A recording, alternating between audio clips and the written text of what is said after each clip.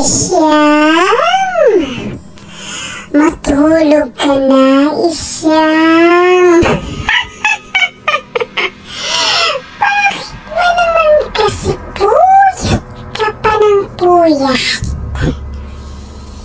Gusto mo atang magkaroon ng matang katulad ng sa akin, Isyang. Yun ba ang gusto mo?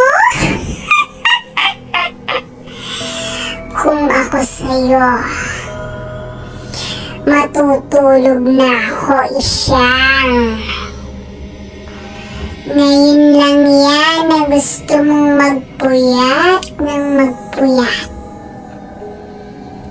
Kung ako sa'yo, susulitin ko ang mga panahong nakatutulog ako. Pag lumaki ka, Isyang, hahanapin mo ang tulog. Kaya't kung ako sa'yo, matulog ka tuwing hapon. At lalong-lalong matulog ka sa tamang oras tuwing gabi, Isyang. Maliwanag ba? Hindi ko maunawaan kung bakit ayaw mong matulog, Isyang.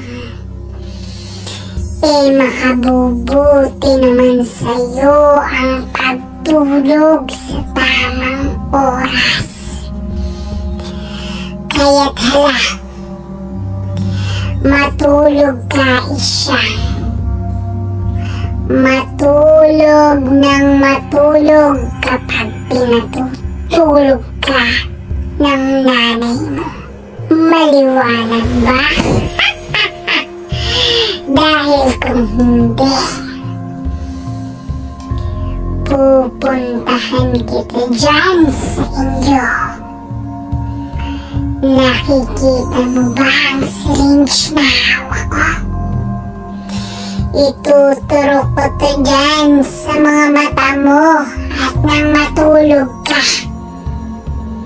Huwag mo nang antayin magalit ako, Isyang. Maliwanag ba? Sana'y nauunawaan mo na.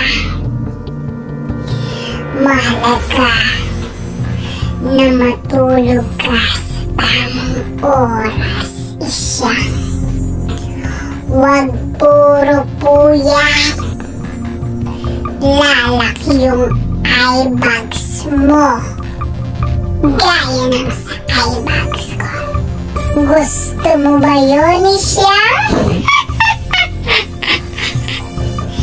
Hala, sige, matulog ka na.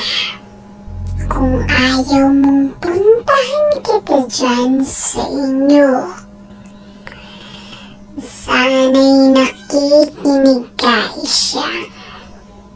Huwag nang matigas ang ulo mo. Magpakabait at maging masunurin sa nanay mo.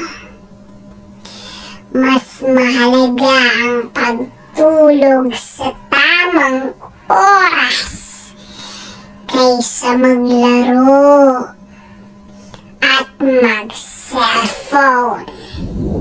Maliwanag pa, Isyang. Matulog ka na.